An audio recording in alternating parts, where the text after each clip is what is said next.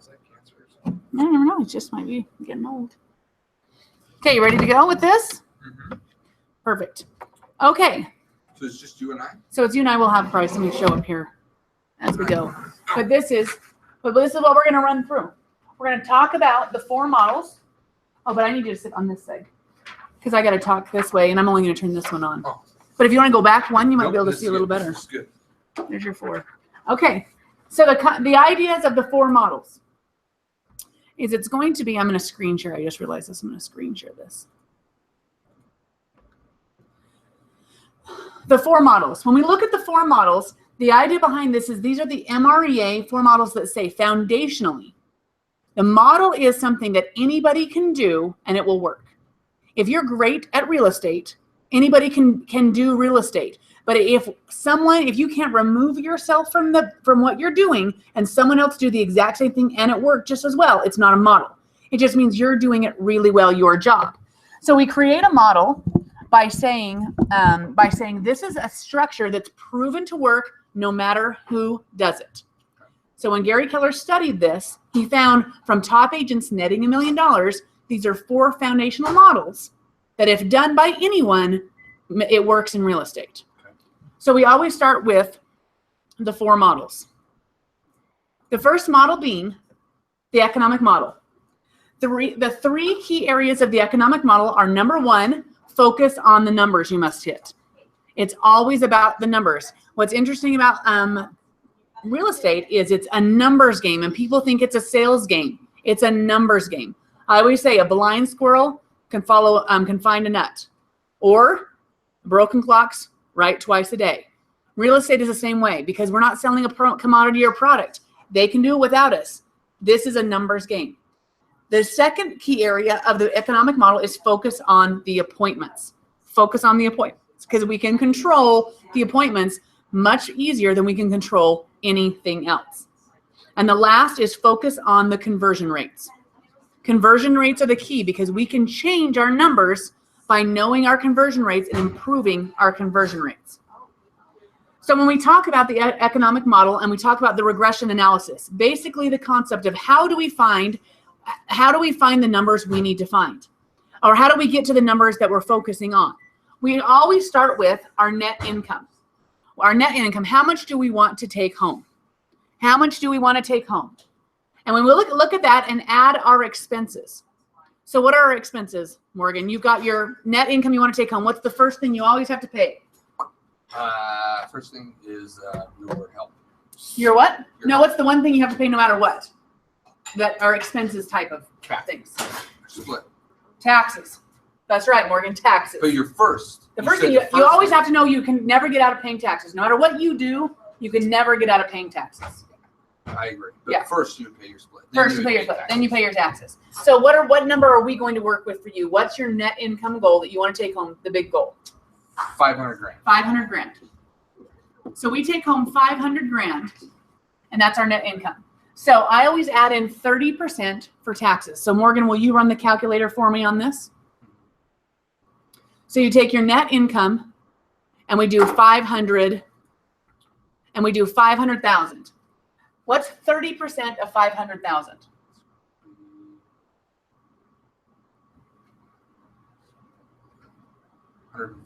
So we have to add $150,000 for taxes. Then what is our cap? 18,000. 18,000. Then at 500,000, we're going to have some expenses. And let's say one year, let's say $25,000. Whether it's lead gen, whether it's you might have a staff, you might have something, but our expenses are going to be 25,000. So on top of that, if we add those together, that should be, at that point, we need to add in 3, 8, 9, 793,000 needs to be our gross commission income. Our gross commission income so that we can take home 500,000. So from there, what we need to add is we need to figure out how now we get to our gross income. We add it into, come on in, how are you? Carissa, do you know Morgan? No, this is Morgan Peterson. This is Carissa. I don't know if you want to sit close. You might want to take one step back so I'm not spitting on you as you go. So when we look at this, we say, okay, the two sources of income that we can make. What are the two sources of income in real estate? We get them from two places. Buyers and sellers. So we've got buyers and sellers. Now, what the Millionaire Real Estate Agent model says is this should be a 50-50 business. 50% of our income should come from buyers, 50% should come from sellers to keep a healthy business. Now, when we look at this and we focus, how do we get to our numbers? If we focus on sellers, do we know buyers come as a result? Yeah, so why do buyers come as a result of having a listing? That's right, because you get to advertise and you get to draw them, and buyers are out looking for a house. So if you go out with buyers, are sellers out searching the streets for buyers? No, they're hiring someone to bring those in. So we focus on the listings. Now, to make this super simple, if you make sure you close one buyer for every one listing, you'll be able to maintain this 50-50. Because you should get 3 to 4 leads. Well, you think about this, 3 to 4 leads. Would you expect to get 3 to 4 leads from every listing? Sign calls, Zillow, those kind of things. And with Keller Williams Protect the My Listing, My Lead, you should somehow get 3 to 4 calls as a result of having that sign in the yard. Right. You need to convert one. You need to convert one. So when you track that, you should be able to go back and say, did my marketing and my exposure get me one buyer? Because then if it isn't, you need to take a look at that and go back and say, what am I doing wrong that I'm not getting buyers as a result of having listings? So a 50-50. So we don't have to focus on, hi, come on in. I came to this last week. Yeah, it's the same thing every week. It's the very same thing? Exactly the same thing. Well, then I don't need to be here this week. You don't have to be unless you're going to teach it for me later, and then you come here the same thing every week. You're welcome to come down. So we don't focus on buyers. We just focus on closing one buyer for every listing. So what we focus on is listings. We focus on listings. So calculator, Morgan, what is half of 793,000 in GCI? Should have just done 800, but What is it? 300 and, oh, no, yeah, 396,000. 96? 396,500. Nice, Carissa. Showing us how it's done. Too many zeros.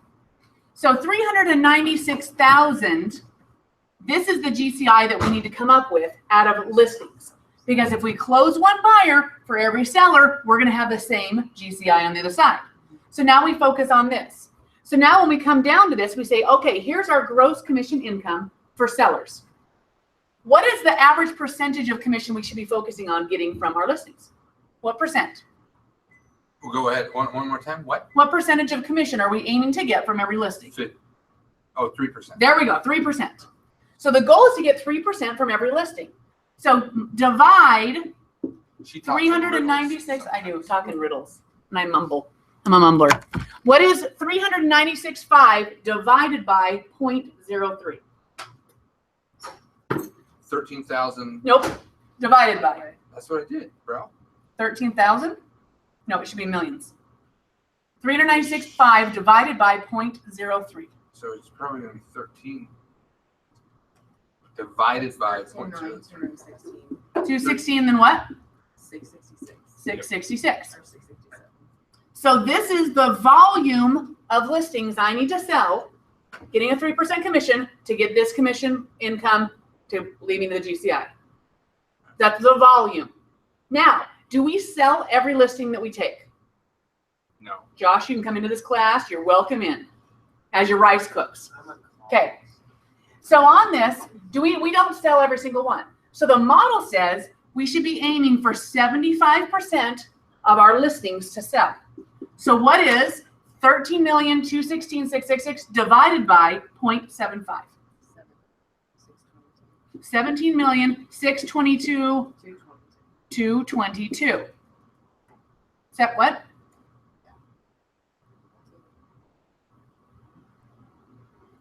Yes.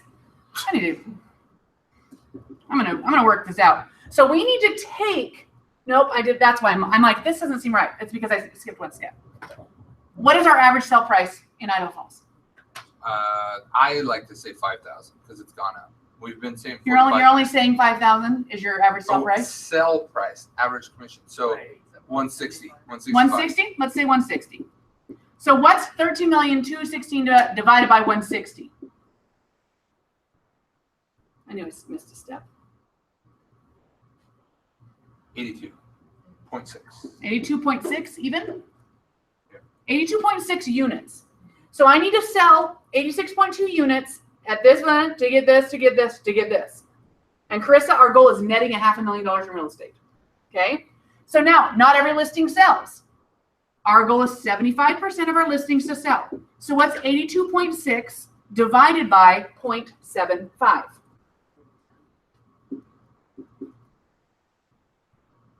110 even? 0.1. 1.3? Okay. Rounder. So in this, I know we'll round at the very bottom. So we need to take 110, 13 listings to sell this many, to get this volume, to get this commission, to net. Now, how do we take listing? What's the one thing we have to do to end up taking a listing? How do we get it? What do we have to go on? Appointments. We have to go on an appointment. And one of the three key factors are focusing on the appointments. The goal is now, to every appointment you go on, do you take the listing? No. Carissa, maybe yes. Morgan, no. So, just kidding, Morgan. The goal is 70. Well, you don't, but the problem is you may not want the listing. Right. You may not want it. They may not be the right time. Whatever it is. Right. Maybe Exactly price right. Too high, maybe Right. They were not willing to be new. a zillion different things. That's right. The goal is 75% of the listing appointments we go on, we take.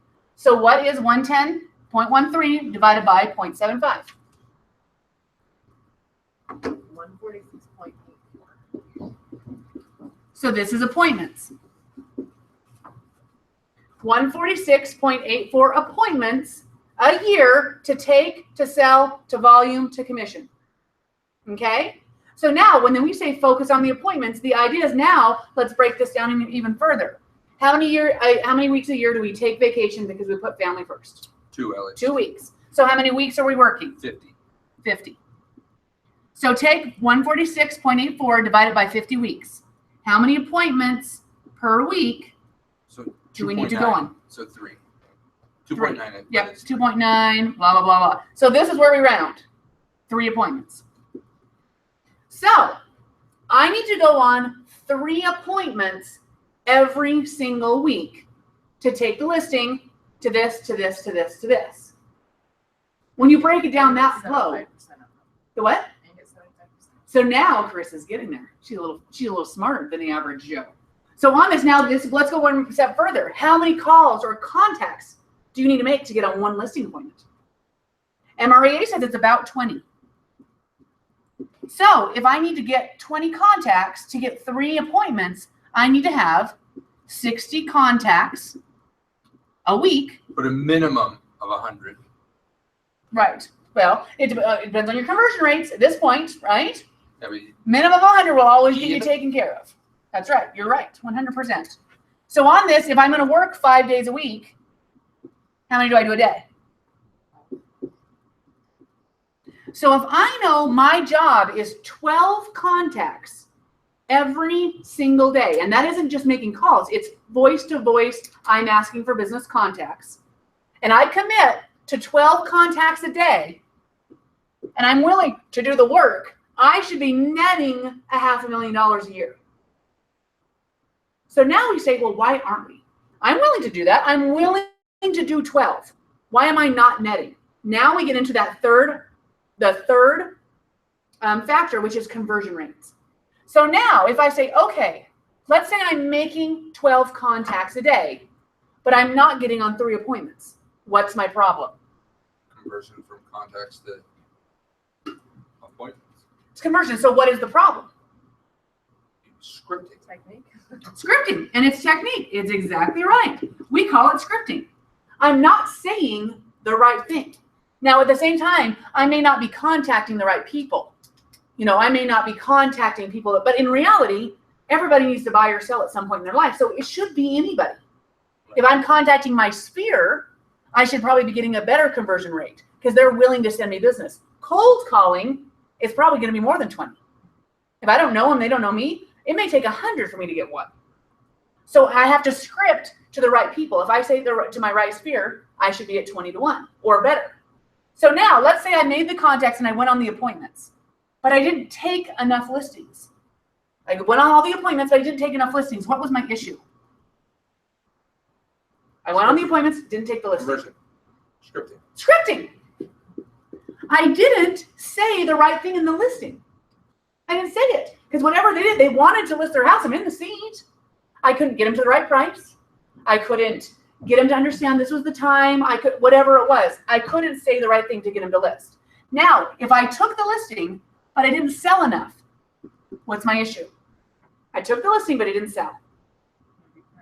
Pricing. Okay, so what's the problem? Scripting. Thank you, Carissa. Because I couldn't say the right thing to get them to the right price. Because do we agree that we can price anything if we price it right, it sells? Absolutely. Our usual problem is we can't get the seller to price it right. Because we have a scripting issue. So let's say I sold enough listings, but I didn't get enough volume. So I sold the right amount, but I didn't get the right. What's the problem? Sales price is too low. Sales price is too low. I'm selling at 100,000. What's the problem? Scripting. Why is it scripting?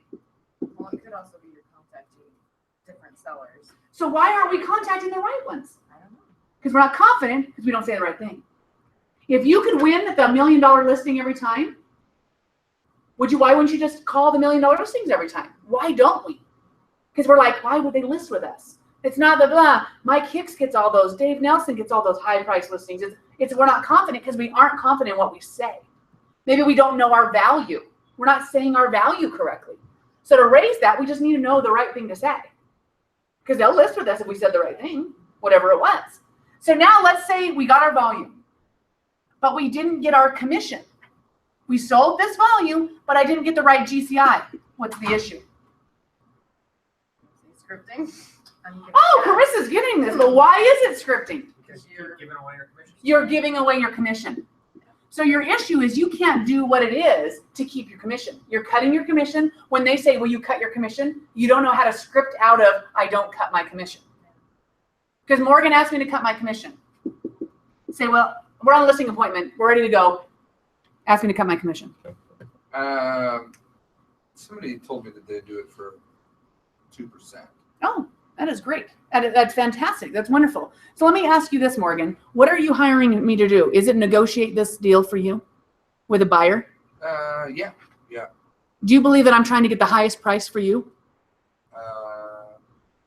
Well, yeah, I think so. Because my commission's based on that, right? So wouldn't I be going for the highest price? And then I want you to send my clients? That's true. So if I can't even negotiate my own money and keep it, why would you trust me to negotiate your money and get you the most? That's it. That's a good question. It's a script and it works. I can say it, you can say it, you can say it, and it works. It is. It's like just knowing the right thing. But if you don't think of that, then what do? You fumble around and go, I guess I can't get this listing unless I cut my commission. No, you don't. You have a script in mind and it goes. It's scripted every single time. So now let's say we got this GCI. We made the money, but I didn't net $500,000. What's my issue? You made the money. I made it. I'm making my GCI came in. Oh, there's one more between this. On the buyer side? Yep, I didn't convert and I didn't track and make sure I got my buyers. So what's the issue? Scripting. Script. Why is it scripting, Morgan? You didn't convert your buyers. You didn't convert your side calls. You didn't convert the calls that came in off of your marketing. Yep, you didn't convert them. So you have a scripting issue. So let's say I converted 50-50. I made the GCI on both sides, but I didn't take home $500,000. Why? What's my issue? Scripting. So tax cap, what is that? Expenses. So maybe your expenses. That's exactly right. Because I can't control taxes or I can't control the cap. I can control my expenses. I'm spending more money than I'm bringing in. So I'm not taking home as much. So I need to go and I need to learn the budget. I'm not budgeting probably. Maybe I haven't looked at the MREA and compared what other agents say that you should be spending if they're netting $1 million. So that's the only one that isn't scripting. That's just education. That doesn't say education, but that's what it means. Estimating having a secretary I didn't estimate. I just put in there whatever it is. Yeah. The expenses will be whatever they are and then you get to your GCI. So does that make sense, you guys? So what this basically says is all of this here, anybody can figure out. You can get to this number, absolutely. What changes this is this. Where are you going to learn and practice and be in those scriptings and change those conversions? It's learning what other agents, what other coaches, what other programs are telling you works, because what you're saying isn't working. And now let's say I want to make $500,000, but I don't want to have to go on 3 appointments a week. How can I change that? Do I have to work harder? No. No, what do you have to do? Up your GCI, up your average commission. Up any one of these. Up Let's any get one. better. What if I converted 80%? What if I sold 90%? Oh. What if I took this to 250? What if I charged 5% instead of 3? What if my scripting's got so good, right? So I can convert this number, or I can say, I want to make that, I just don't want to work this hard. Well, how you change working smarter, not harder, is changing conversion rates. Tracking and changing conversion rate. And that comes from script and role play. It's getting the scripts and practicing them, because having them isn't enough. You've got to practice them and integrate them into everything that you do. And all of this is achievable. It's a mathematical certainty. You just have to be willing to track the numbers and know where your problems are. That's it. And most of us as salespeople won't do that.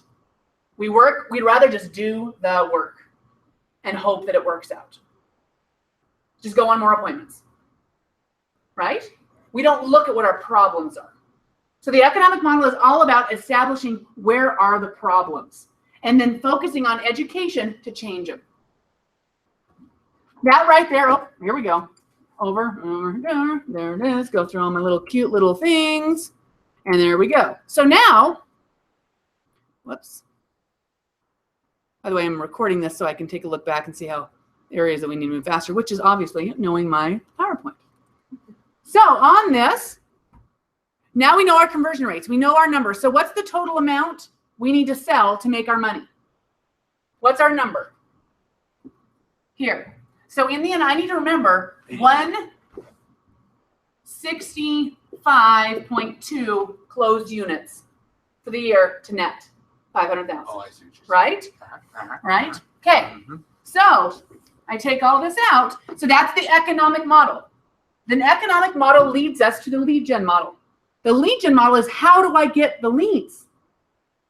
That's great. I'm willing to go on or make the calls. I'm willing to make 12 contacts a day. Where do I find that? How do I get that done? Or how do I get my conversion rates better? Now we come to the 4 laws of lead generation, which is the lead gen model. Number 1, you have to have a database. If you don't have a formalized database, this isn't going to work, because you need to call the right people. 2, feed it every day. Add new people every day to the database, because you can change your numbers by calling more people and adding to the database. Communicate to it in a systematic way, not just, I just pull up numbers randomly on my phone. I communicate it in a systematic way, and I service every lead. We talked about those sign calls.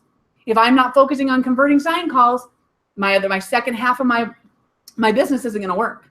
Could service every single lead. We'll have the time to service them if we do better lead gen. Better lead gen. Okay, so this leads us to, where do we find the leads? How do we find the leads? And we work from the inner circle out. The inner circle is the highest return, lowest cost way to generate a lead. So you start out with AR, your allied resources. Your allied resources are business-to-business contacts. It's a business person looking for business, and you guys decide, we're going to send business to each of us. You're my hairdresser. I'm going to send people to you. Will you send people? The what? You have great hair. Oh, you're so nice. My controlled chaos. Tomorrow might be a whole different story. So thank you. So in that, so my hairdresser, if I send people to you, will you send them to me? And you have a one-to-one conversation about it. Every month we meet. I sent Susie and Jack and Rachel to you this month. Who did you send to me this month? And we talk about it because we know there's a focused way of growing each other's business. All my closing, maybe I pay for their first haircut. And she pay, or whatever it is, we just say, your first haircut is, and that's my closing gift, or all my closing packets have that. So we should be having those conversations. And AR only establishes if they are giving you 5 to 7 closings a year.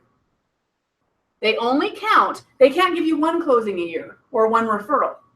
5 to 7 closings, because we're so focused on me helping them grow their business and then helping me. So 5 to 7. What is it? I need to change hairdressers. You need to change hairdressers. Morgan has a tire guy. I'll tell this story every time. A tire guy sends him referrals all the time. Closings. How many do you think you had last year from your tire guy? Well, last year was a low year for it, but 2. Yeah, 2. Would you say 5 to 7 is generally a pretty reasonable thing? Are you meeting with him once a month? Not meeting. I Right. call and talk to him. So his idea is if he needs to step this up, I'm going to teach the guys at the tire store. I'm going to do, those I kind actually of got a things. new guy, There cell you phone go. guy. There you go, cell phone guy. And, Right. and this last year, I probably have done 7. 7. Because you're talking about, are you sending everybody that needs a cell phone to him? Yeah. Now here's the tricky thing. Mhm. So now he doesn't do cell phones, and he does pharmaceuticals. Yeah. And So now you may have lost an allied resource unless you teach him how, when he's out with doctors, how to send those people to you. And then how do you give his business to him? But how would I give his business? That's right. So you got to Do I think get outside the box. So I need Diabetes. Or you say, well, if I meet a doctor, I mention your pharmaceuticals or whatever it is. But unless you can do that, they can't be in the circle. Otherwise, they're just great referrals. You've got to be able to give it back to them. And then you need to meet continually so that you can track. You have to know how many you've sent them and how many they sent you by name. So you know you're helping each other. The model, MREA, says you need 5 of these. You need 5 solid allied resources. Now, this probably can't be your mortgage person. Why do you think that is? Do you want me to answer? Yeah. Just because they got to service everybody. They do. They probably can't Be send conflict of every interest. lead to you. Can't steer people. Right, and they can't steer people. What about your title reps? Same issue. So they're probably, if they send you, great, that's awesome, but it's not one of your 5. Your 5 are, maybe it's an attorney, maybe it's an accountant, maybe it's a tire guy, maybe it's a windows guy, a landscaper, a something. Somebody that you decide we're going to send business back and forth to each other. And you establish that and you meet that. That should be 5. So if I have 5 allied resources and they're sending me 5 to 7, so let's say average of 6, how many deals have I locked down? 30 deals.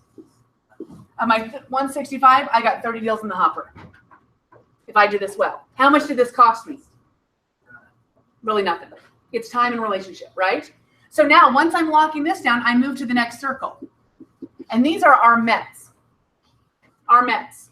So our METs are, how do they classify? What do you think a MET is? You've met him. Met them. Thank you. Excellent. This is not rocket science. It's built for realtors. So we've met them. That means they know me, I know them. This is a system. This is systematic communication. We work with an 8x8 and a 33 touch. Systematically communicating. If one of my METs raises their hand and says, I might want to buy or sell, I began a campaign of 8 touches in 8 weeks specific to what they're asking for. Things on buying, things on selling, specific. Okay? Maybe the first one is, how do I get pre-approved for a mortgage? The next one is, how do I find the right neighborhood for me? Whatever it is, it's 8 touches in 8 weeks. MREA, here's their 8 touches. The first one says, drop off a letter of introduction. Then send a recipe card or inspirational card or calendar. Third is send a recipe card, blah, blah, blah. Make a telephone call. Make a telephone call. At this point, this is a little older. You might send a Facebook message, send an email, whatever it is. It's 8 touches in 8 weeks. Because the idea is to take them from a cool, warm lead to a hot under contract. 8 weeks. That's the goal. 8 Is there a way weeks. to use that? Abuse it? There is. It doesn't Ben Kinney do the 8 days of pain? 10 days of pain. 10 days of pain. Yes, 10 days of pain. Ben Kinney says, okay, I need to speed this up. I don't want to convert. I want to lose anybody. So he moved to 10 days of pain. His goal was 4 touches a day for 10 days straight. And the result is either you die or you list with me. Those are your choices.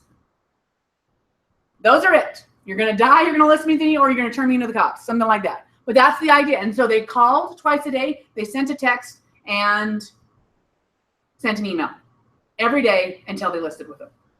So you don't have to get that aggressive, but you could do 8 days of payment. You could do one a day for 8 days, or 8 weeks. But how many times did they go under contract in 8 days?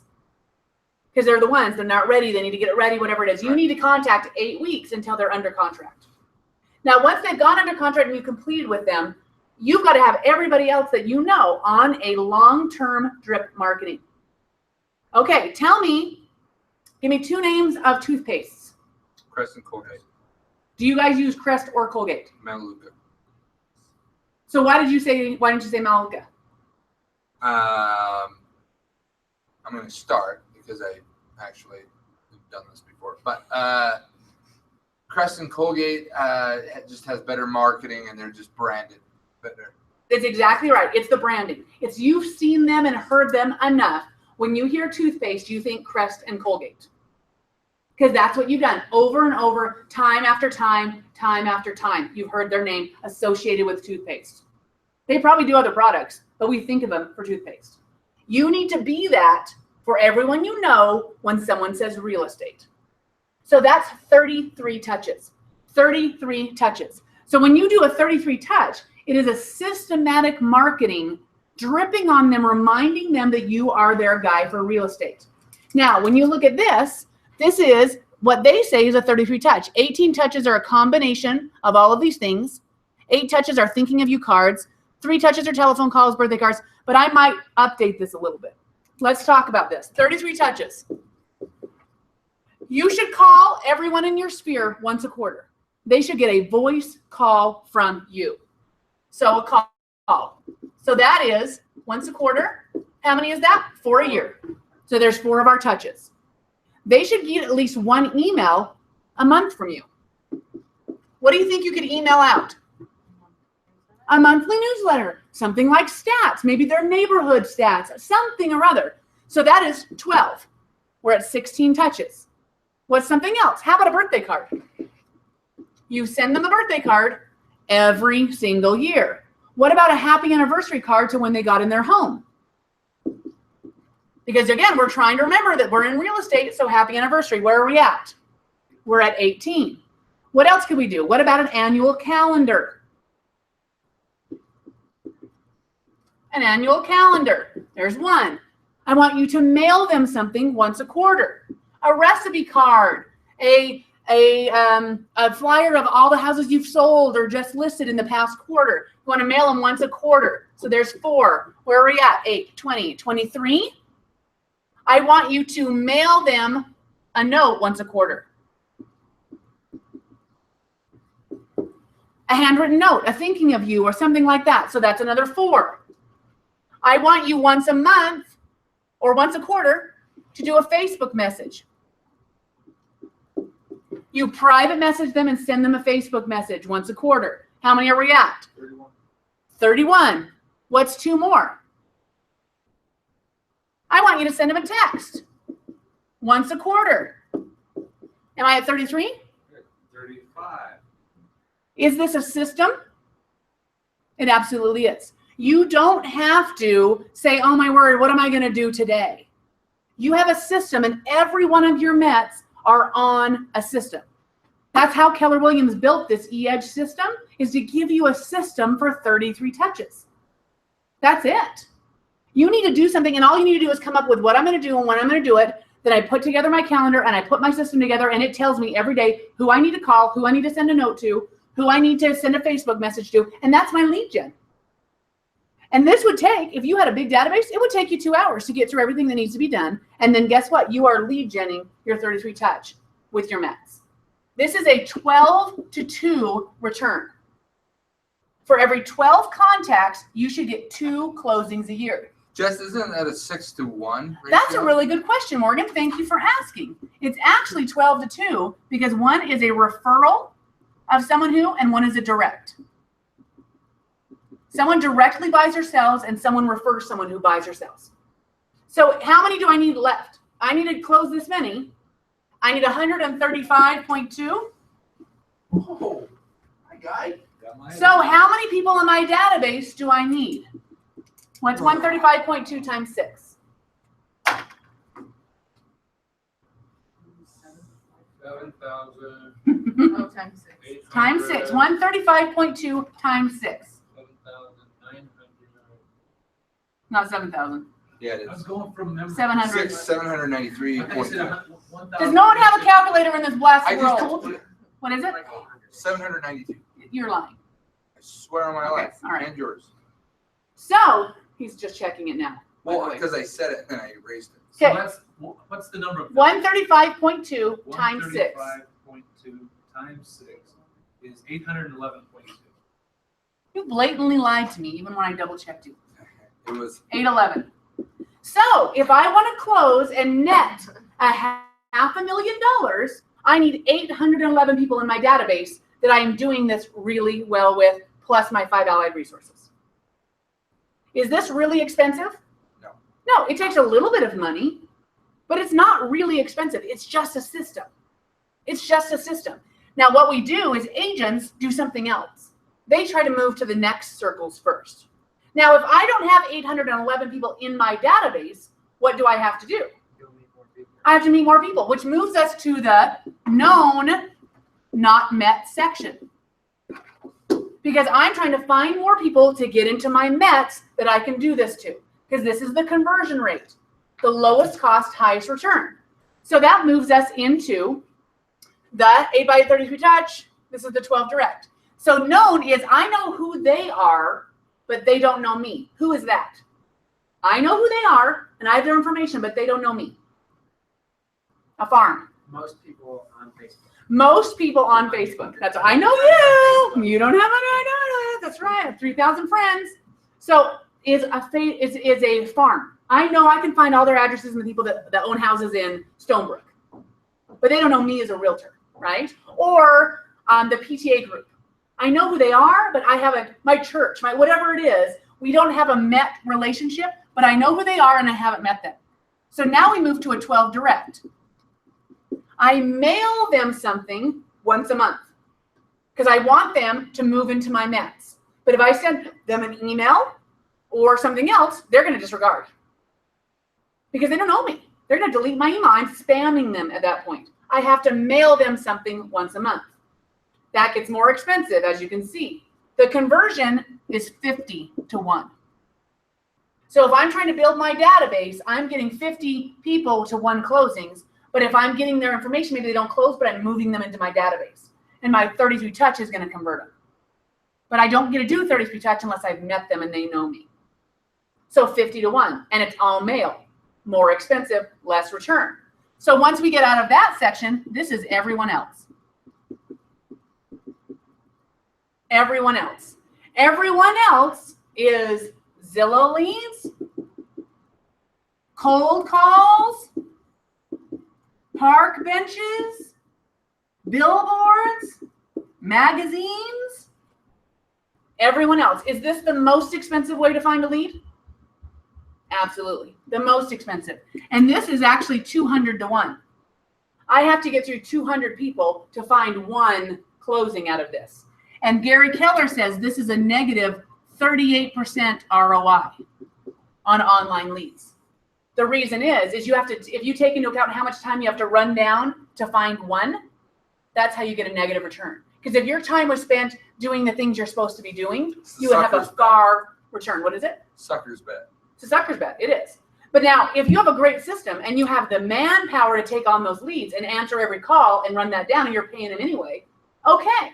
But if it's you doing it, your hourly wage is not spending on running down things that don't ever turn And the into reason anything. why I say that is because people bet on that thinking that it's going to be easier than the other It one. is. And it costs more and costs more. It feels easier. Why, Morgan? Why does it feel easier to do this than Because this? your phone's going to just ring off the hook. Right. That's what you think. But it never really actually turns into a closing, or it's 1 for every 200. But what it is they don't have a system.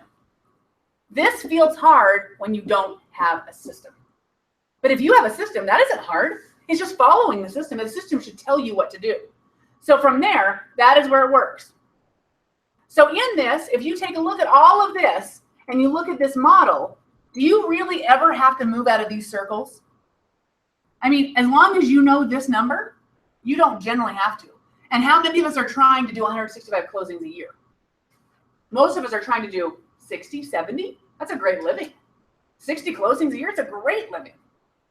I can get to 100 and go on. I could, but 60 to 70 pays a heck of a great living. And I don't need 811. I need like 200 in my database if I do this. That makes sense? So what we do is we're getting too far away. We're not focusing back in on this and making this systematic. It is not expensive. It just takes systems. So that leads us to the budget model, which is the third model. The third model says if you're making the money, the very last thing that we couldn't control, remember, was expenses. You must lead with revenue, not expenses. You do not spend money. You do not move out of these circles until you're doing the things that you can do without having to spend a dollar. Lead with revenue. Play red light, green light. That means when I spend money, I red light. And I go back and say, am I getting a return on my investment? Can I show that the money I spent actually got me people and closings? And that's where this stuff comes in. They're not tracking it the right way. They're not tracking that those Zillow leads or whatever they're doing, the park bench, the magazine, that they can actually track back and find an actual closing. They don't do that. They just say, no, it's branding. They justify whatever it is. But when you track it back and you play red light, green light, if it's working, green light, more money there. If it's not, and I can't tag a closing, red light, it's out. Stick to your budget. Have a written budget. If you don't have a written budget, you're in trouble because there's nothing to stick to. MREA gives you a budget. It gives you a chart of accounts used to track your business expenses so you can know what are other agents doing and what should I be aiming to do? How much should I be spending on lead gen? How much should I be spending on staff or, copiers or whatever it is that I'm going to be doing? There's a goal, and the MREA gives you the chart of accounts to make the goal clear and simple. Because if we don't have a simple, clear budget, it is very hard to follow it. Very hard to follow it. And of course, that comes into the Profit Dash and tracking your expenses, the Profit Dash app that Keller Williams uses. So from here, the last model. Now we know how to get. We know how many we need to hit. We know where we're going to find them. We're sticking to a budget, so we're netting the most money we can. And the last one comes into the one thing we can't control. What's the one thing, no matter what we do, we can't make more of? Time. The last one is when I'm doing everything I can do, it's time to hire. If I cut back on lead gen, the thing I know that gets me the most money for the least cost, and I start doing something else, it's time to hire. Because it gets me back to doing things that I know pay the bills. Next is when I do hire, I hire talent. I don't let people into my business that will not take me to the next level. And if I hire my sister's brother's former roommate's girlfriend, you can really think they're the true leverage for me. But I will really let go of things and let them grow my business. No, you have to hire talent. And the last part is you must train and consult with them. If you hire talent and you never train them, which is salespeople are great about hiring and then letting it go, because what they're hiring them to do, the agent's not good at. So they don't even know how to train them. They don't know how to go back and help them, let them grow, because they are not good at that part. So they have to do whatever it is, train and consult, to get that person to do those things that need to help them to the next level. And they have to commit to this. This is not an employee issue. It is an employer issue. So Hire talent. Like the assistant 101 class. Assistant, whatever, yep. Because most agents suck at the administrative side of things. Yep. Their training is the worst. The worst. Agents are the worst trainers ever. Because they're hiring someone to do the thing they stink at. That's it. So you'll see in Keller Williams, we're pushing them to get somebody else to train them and to follow the models. There's somebody that has figured out all the checklists and, Monica Reynolds, all those kind of things. So that is the key to the organizational model. So now when you look at hiring talent, there is a way that this works best. There is a way that this works best. And the concept is you as an agent, the first hire you make is admin. Because admin, when we look at this, the whole premise is I'm going to systematically remove myself from tasks in the transaction based on the corresponding hourly wage of the task. I'm going to systematically remove myself from tasks in the transaction based on the task's corresponding hourly wage. So when I hire admin, I can hire someone to do an hourly wage that takes no license to do. And how much of that transaction can they take over? A lot. A lot. So the first person I hire is the lowest cost hourly wage that takes on the most tasks that get me off. The second hire is a transaction coordinator. Someone to help that admin to take more tasks off my plate until I am doing just my 5 jobs. Morgan, what is an agent's 5 jobs? Lead gen. Yep. Get appointments. Lead follow-up. Lead follow-up. Go on appointments. Go on appointments. Get the contract. Negotiate the contract. Negotiate the contract. Script and role play. Script and role play. Because that's how we change our destiny. Lead gen, lead follow-up. I'm going on appointments, negotiate contracts, and script and role play. That's what we do. So we're getting to this point with 2 admin. I should only be doing that. And not only that, maybe I'm not even negotiating that much. Because if this admin is now licensed, when we get someone, they can negotiate the repairs and do all those they can do that. A great hire on admin will take a lot off my plate. Now I'm just lead gen, lead follow-up, and they can maybe help me with a little bit of lead follow-up. Lead gen, license. Yeah, that's right. Now you can add maybe a possible license. They're taking sign calls. And the transaction coordinator is making sure when it's under contract, it is getting to closing every time. Now they're doing lead gen because they're doing the 33 touch. They're doing the 8x8s. They're doing all, and is that generating leads? Absolutely. They're doing all of that. I'm making the phone calls and going on the appointments, right? So then in the transaction, if everything is done except for lead gen, lead follow-up, going on appointments, negotiating contracts, and script and role play, what's the next thing I need to eliminate time-wise? Takes the most time. What kind of appointments? Buyer. Buyers. What kind of buyers? What part of it? Because going on the appointment's not very long. Showing. It's showing. But it really is buyers. Because number one, you should get 3 to 4 leads for every listing. So that's 3 to 4 buyers that need to be followed up on and done that. And they have to show houses. And that takes more time than going on a listing appointment. So now you're negotiating, showing the buyers. And so that buyer is taken care of. So you can go back to making sure to establish the relationships with your database, lead genning through that 33, and you're not doing the 33 touch, you're making the phone calls. Or you're knocking on the door, or you're the allied resources you're doing those specific things and then going on listing appointments. Because as soon as you go on the listing appointment, who takes over? These guys. There's nothing that an agent needs to do after the listing agreement is signed. Right? What do they need to do? The admin can do the seller follow-up. Negotiate, right. And in reality, if you've done this really well, that admin knows when an offer comes in, they know what the seller wants. They can even start there.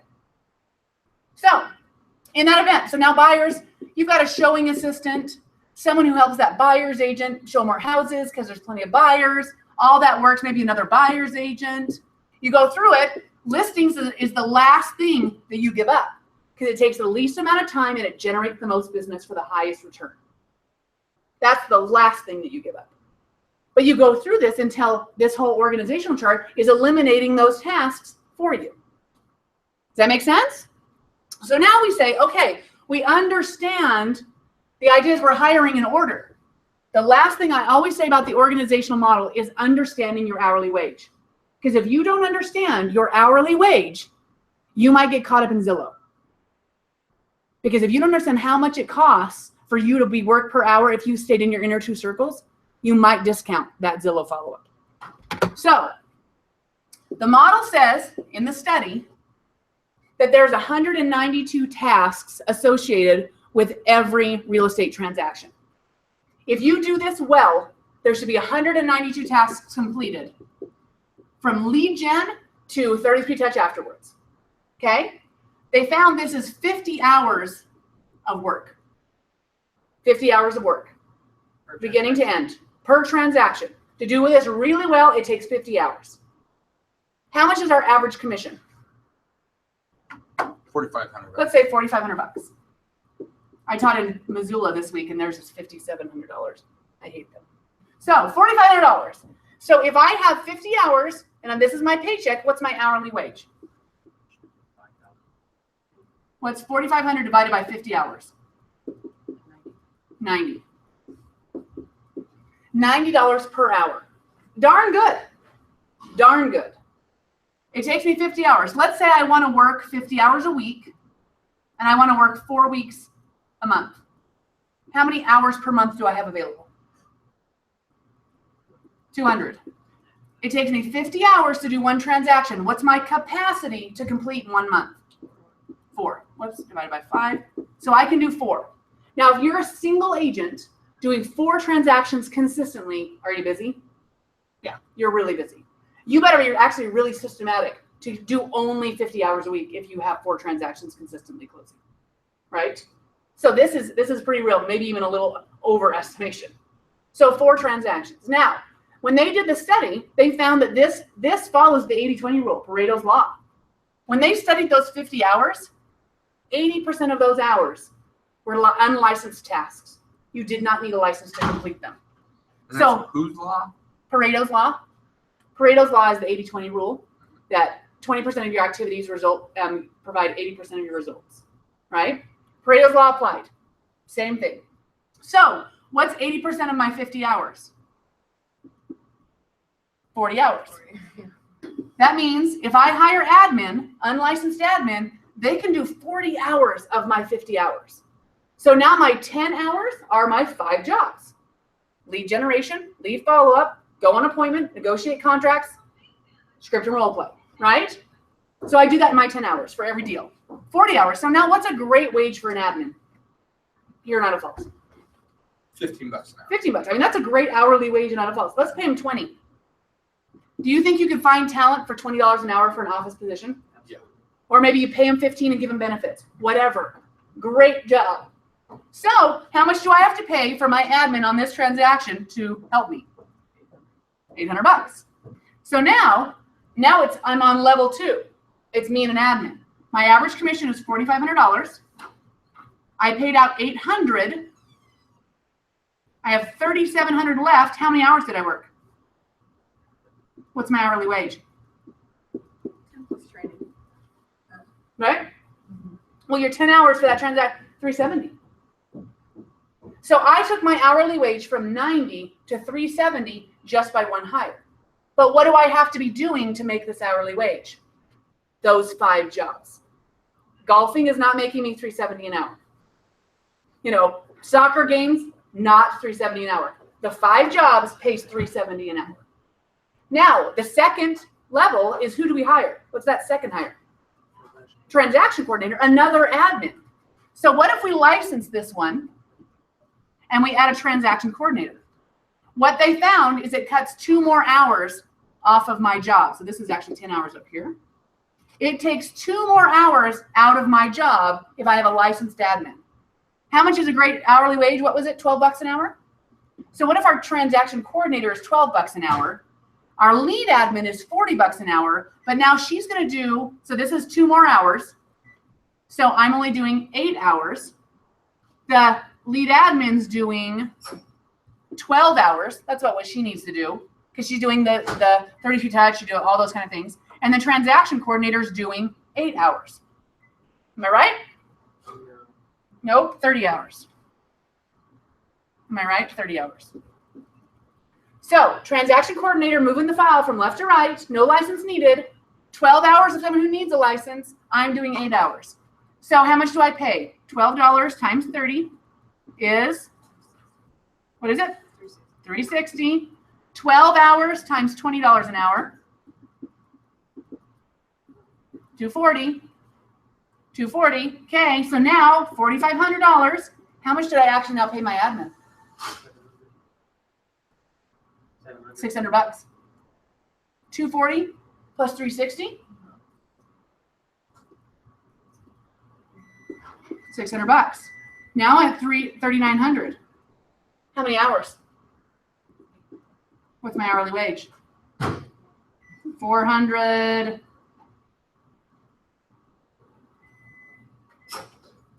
What is it? Calculator. Morgan, are you texting? What is it? 487.50. So by my second hire, I've raised my hourly wage. But what am I doing? Lead gen, going on appointment, negotiating contracts. So my lead admin's probably going to do some follow-up for me. Script and role. So just a question. Are you only hiring because you went from having a full-time position for your first lead admin to now you have 2 part-time positions instead? No, they're still both full-time. They just only have to do 12 hours of that one transaction. She doesn't have to do every single thing for that transaction. She's going to do more 12-hour jobs.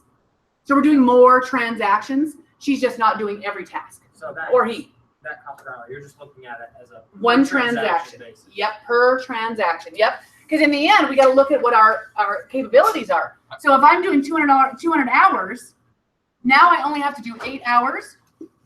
How many transactions can I accomplish? Okay, but the admin person could maybe do 3 in a week. Right. That would be 36 hours. And the transaction coordinator could keep up, they'd be working 90 hours a week. So it starts to get crazy when you start to think about that. That's why we're not looking at what's the capacity. We're just looking at this one transaction. How do I get myself removed from the tasks? Because I need to look at the hourly wage of the tasks in this And of transaction. those 30 hours, they don't all take place Right. the same week. Yes, Morgan. I gotta go. Not because I want to, because I have to. Great. Excuse me. Nice job, Morgan. So in this, if I'm only working 8 hours and I have 200 hours a month, what's my capacity? 20 25. something like that. So now I'm doing 25 transactions. You can see they're doing more work. It's not 1 at a time. They're doing 4 and 5 at a time. But per transaction, this is the hourly wage of the transaction. Because as I move myself out. So now, of course, at 25 per month, we can't just have 2 admin. But at least I can take my 4 and move it up to 10. I could probably do 10 transactions if I only lead gen, went on appointments and negotiated contracts. I could probably do 10 a month with this. Maybe 9. Really well. Now let's take a look at this. When we take a look, now let's add in a buyer's agent. Let's add in a buyer's agent. If there's a buyer's agent, how many of these hours are they going to take over? They're going to take over all but maybe 1. Because maybe I help with lead gen. Maybe I oversee. Maybe I do some training, whatever it is. So now I'm doing 1 hour. The buyer's agent's doing 7 of the hours, and these guys are doing the rest. So now we show this, $4,500. A normal buyer's agent makes a 50-50. So what's half of 4,500? 22 or 27? 22.50. 22.50. That's my half. I pay out the admin $600. What am I left with? $16.50. How many hours did I work? Maybe those. If I have a great buyer's agent and I hire talent, I shouldn't be doing much. So now the key to this is what is this? Everyone says, oh, that's what I'm going to do then. The stress, has anyone ever managed people and been in charge of all the management of people? There's a whole lot of training that has to go. That's why it's a high hourly wage, because it's not nearly as easy as getting the listing appointment done. It is a lot harder, and you're laying awake at night. What if they don't show up to work? Now they want a pay raise. Do I buy Zillow? Do I not? Who's doing the budget? Are they getting enough money? Are they taking leads? Now are they not treating well? Why aren't they converting? These are the things that hourly wage takes on. It's not sitting at the golf course. Those things are things that are not just going on the appointment. It is now managing the people and taking all of the risk, because all of these expenses that come with doing these transactions are on that guy's head, whether a deal closes or not. Because these don't come per transaction. They come all the time. His job or her job is to find and manage and make sure that always keeps going. That's why it's lead gen. That's why they've got to get out of the system. They've got to be doing the lead gen every single day, because they need enough listings to supply all of this. They can even have someone go on the appointments. But if you don't even have the listing appointments, because your job is the relationships, because if you've built this team, you have started those relationships, the AR relationships, the METs. If you generate the lead and this works well, your job is managing, taking risk, and generating leads. Now, what if you're a buyer's agent? What if that does not excite you? Because I tell you, most agents, this does not excite. Because it's taking you out of people. It's not buyers and sellers. There's a lot of risk and a lot of pain in this hourly wage. So what if you're a buyer's agent? What if you just get the $22.50? Because you got the second half of this, right? You have no expenses. All of this is at your disposal. Someone else is making sure there's enough listings. All of that happens. How many hours did you work? What's your hourly wage? 300 or something?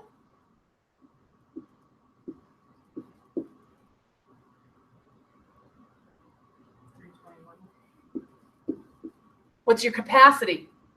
200 hours a month? 7 hours?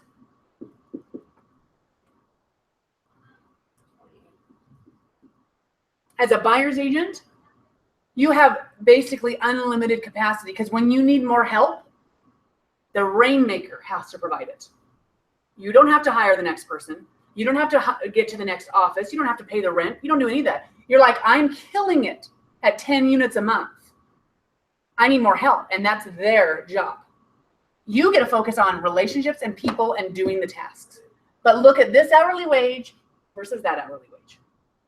Look at that capacity versus this capacity. And you don't do any of this. You're doing it all here.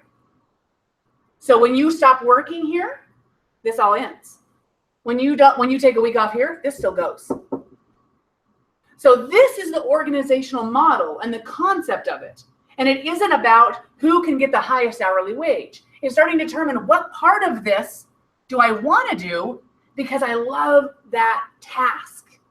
And if I can make great money doing that task, can this provide it for me? Because is this a great hourly wage for someone who wants to be in the office and not be on commission? Oh, yeah. This person who may not be a leader, but needs to work behind them, it's $12 an hour is a great wage in Idaho Falls. Or someone who may not be a kind of the leader, aggressive type that just likes to sit in the office alone. Great wage. Is this a great wage for someone who just wants to not think about doing a budget and just wants to be with people and show houses and, have relationships? It's a great wage. It's a great wage. And it's way more than 50-50 from this. It isn't twice as much as this. It's 3 times as much, if not almost 4, doing that. And you get all of this on top. So there's something for everyone here. And that's what the MREA work model says. Find the right person for the right task and have a great life doing what you love. But someone's got to take on each one of these tasks. Hire talent, train them. Any questions? That's the 4 models. That's it. So the reason I talk about this being something we can talk about is in reality, if you're looking at teams, what do I want to do? Is this, am I this? Am I this? Am I this? Or maybe I'm just this. That's okay. That's a great wage. Maybe it's just the 1 hire. Maybe it's me getting to the 2 hires. I don't know. That's okay. That's freaking amazing. Great life. Great life. Any questions? So do you, what kind of training does Kelly and stuff for